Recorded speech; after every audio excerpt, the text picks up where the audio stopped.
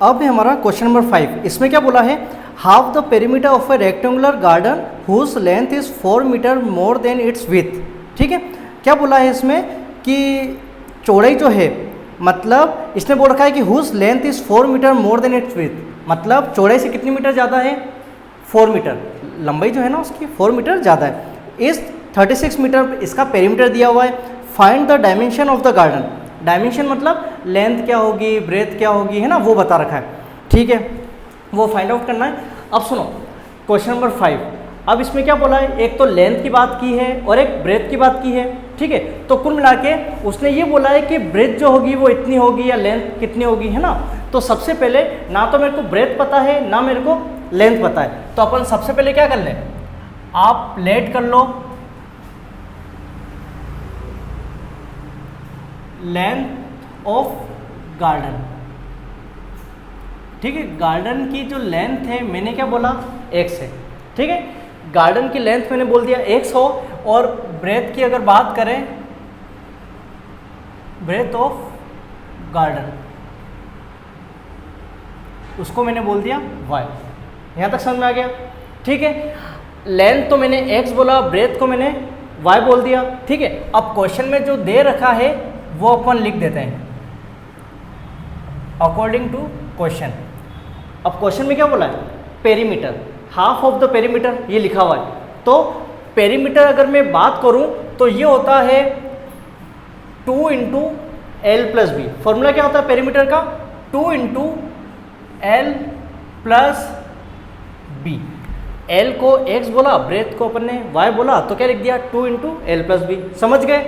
और यहाँ पे पेरीमीटर का उसने क्या बोला, हाफ। क्या बोला, हाफ, तो मैं यहाँ लगा देता हूँ 1/2। समझ गए, हाफ ऑफ पेरीमीटर कितना बोला इन्होंने, 36। आगे बात समझ में, 2 से 2 क्या हो गया, कैंसर, तो बचा x + y = 36। आई बात समझ में, तो ये हमारी इक्वेशन नंबर हो गई 1। ठीक है, अब उसने बोल रखा है, क्वेश्चन में अपन देखें, क्वेश्चन में क्या बोला है, क्वेश्चन में ये बोला है कि length is 4 meter more than is width. ठीक है, अब इन्होंने ये बोला है कि लेंथ इज 4 मीटर, किससे, विथ से, तो लेंथ कितनी है, x है, ब्रेथ की कितनी ज़्यादा, 4, तो मैं ऐसा लिख सकता हूँ y + 4 लिख सकते हैं। उसने बोला है कि लेंथ इज, तो लेंथ कितनी होगी, ब्रेथ की 4 ज़्यादा हो जाएगी। ठीक है, इसको इक्वेशन नंबर क्या बोल दिया हमने, सेकंड बोल दिया। यहाँ तक क्लियर है आपके। अब हम क्या करेंगे, ग्राफ के हिसाब से हम टेबल बना लेंगे। तो इक्वेशन नंबर फर्स्ट ले लेते हैं हम। ठीक है, इक्वेशन 1। अब इक्वेशन 1 में क्या है, x + y = 36।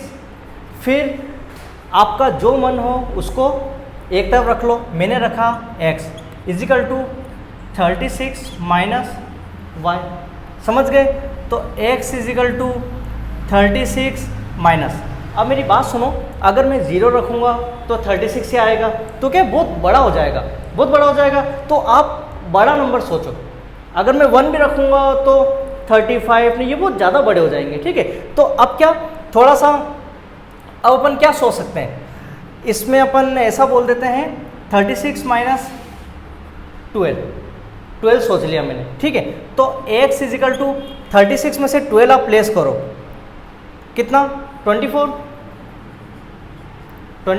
अब क्वेश्चन उठा, सर आपने 12 ही क्यों बोला।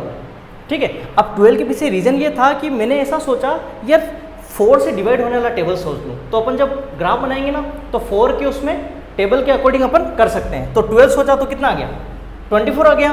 तो x की वैल्यू हमारी हो गई 24। समझ गए। फिर आगे सोचो, x = 36 - 12 था। अब मैं सोचता हूँ 16, ये भी 4 की टेबल वाली टेबल है। ठीक है, 16 सोचा तो पहले 6 लेस कर दो, कितना हो गया 30, फिर 10 लेस कर दो तो 20। तो x की वैल्यू कितनी आ गई, 20 आ गई। आगे बात समझ में। ठीक है, x की वैल्यू 24 कब आई, जब हमने y की वैल्यू 12 ली। x की वैल्यू 20 कब आई, जब हमने 16 ली y की वैल्यू। समझ गए। अब अपन बनाते हैं इसमें टेबल। अब आप ध्यान से समझना, इसकी मैं टेबल बना रहा हूँ। यहाँ पे इक्वेशन 1 की हमने टेबल बनाई, एक तो है x और एक है y।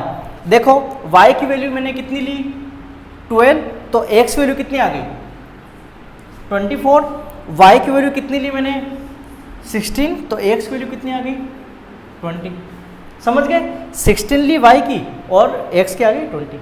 आया सर में। अब इक्वेशन अपन सेकंड लेके सोल्व करते हैं। सेकंड में क्या बोला है, x equal to y plus 4।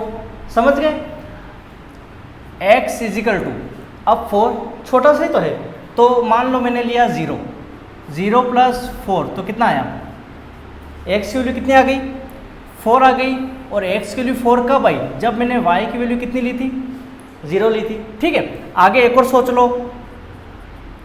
अब 4 प्लस 1 अगर मैं 1 रखता तो क्या होता 5 होता, लेकिन अपने 1 मत, अपने 2 रख लो, क्योंकि इवन नंबर वाले की बात करें अपन तो 2 रख लेते हैं। 1 रखोगे तो भी करेक्ट है, ठीक है, 1 रख के कर लेना।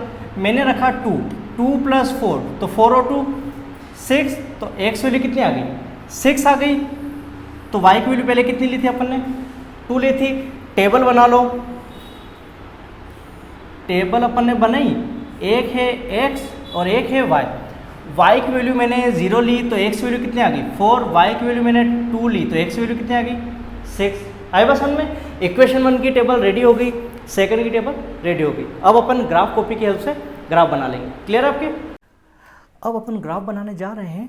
मैं आपको बता चुका हूँ कि जो हॉरिजॉन्टल लाइन होती है यहाँ पे तो हम बोलेंगे x, ठीक है, और यहाँ पे हम कहेंगे x डैश, क्योंकि x की नेगेटिव वैल्यू आएगी, और वर्टिकल लाइन होगी उसको हम बोलेंगे y, और यहाँ पे नीचे हम बोल देंगे लास्ट में y डैश। क्लियर है। अब आप देखिए कि जैसे ही हमने ये नाम तो लिख दिए, ठीक है, अब अपन आते हैं इक्वेशन 1 की टेबल पे। इक्वेशन 1 में x की वैल्यू देखिए 24 है, 20 है, 4 है और 6 है, ठीक है। अब अपन ऐसा तो कर नहीं सकते कि अगर मैं जैसे 1 2 3 4 लिखूँगा तो 24 बहुत बड़ा हो गया है ना, और हमारे पास इतना स्पेस भी नहीं है, ठीक है। तो अब अपन देखते हैं कि भाई क्या करें। तो अब सुनिए 24 20, ठीक है, 24 24 और 6, यहाँ पे आपको दिखाई दे रहा होगा 24 20 और 4 तो 4 से डिवाइड होते हैं, 6 नहीं होता, तो कोई इशू नहीं, अपन 4 4 के गैप में एक बार लिख देते हैं, ठीक है। और किस में लिखना है x में, तो ये हमारा क्या ओरिजिन है। अब 4 के गैप में कैसे, 4 का टेबल बोलिए, 4 1 जा 4, 4 2 जा 8, 4 3 जा 12, 4 4 जा 16, 4 5 जा 20, 4 6 जा 24, 4 7 जा 28, ठीक है। ये अपन ने लिख दिया।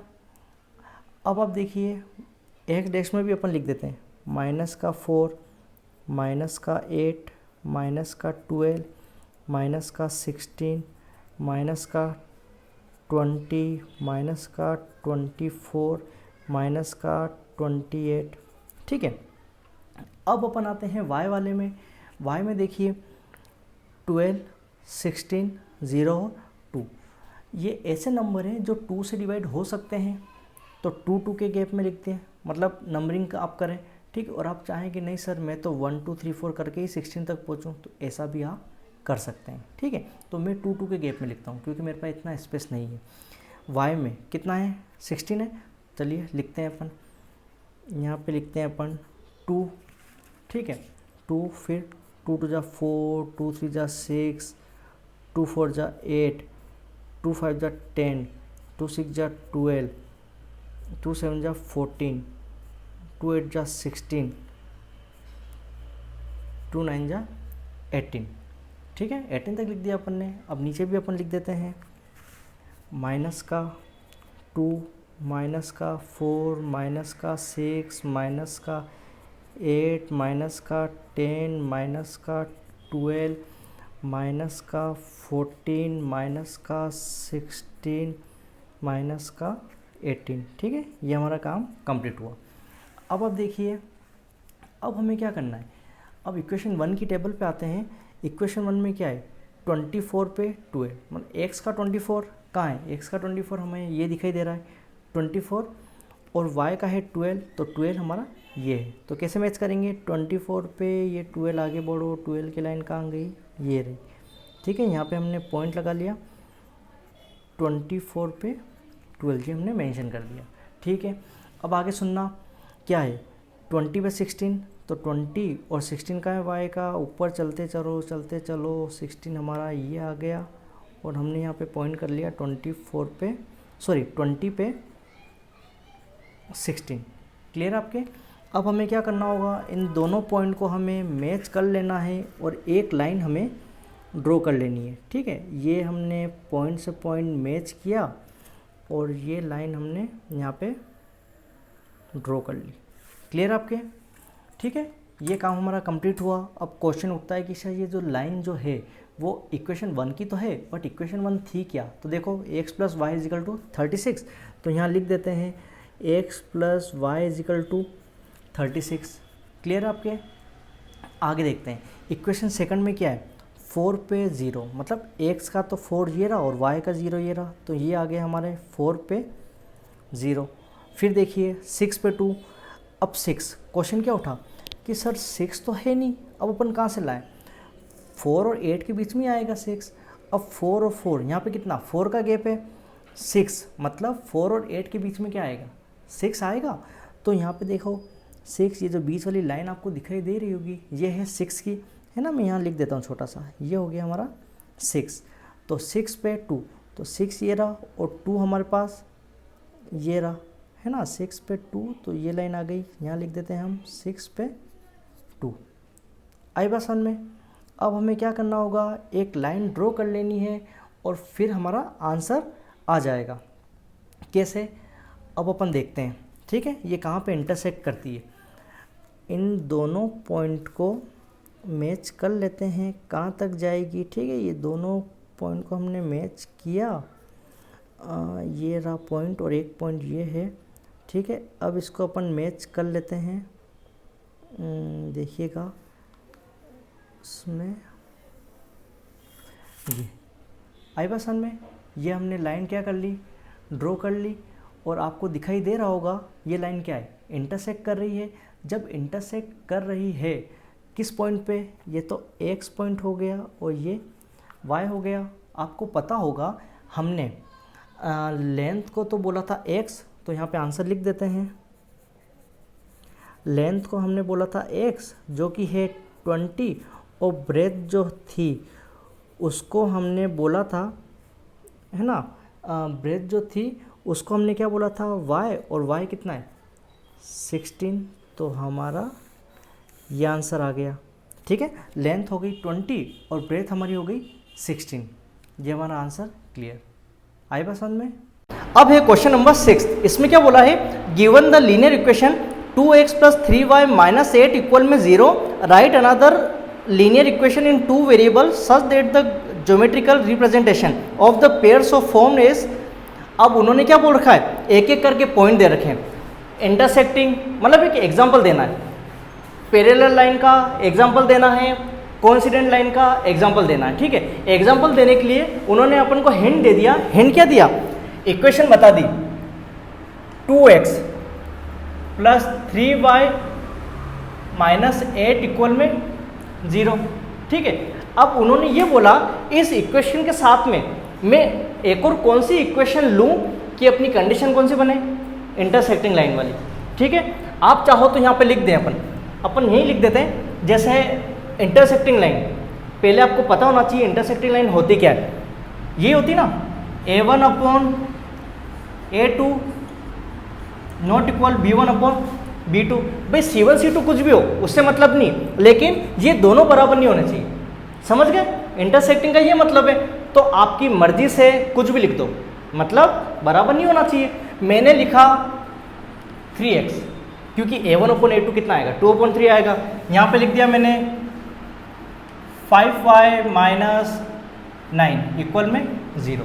देख लेते हैं, चेक कर लेते हैं, a1/a2 कितना 2/3, b1/b2 कितना 3/5, c1/c2 कितना -8/-9, कैंसिल करो तो 8/9।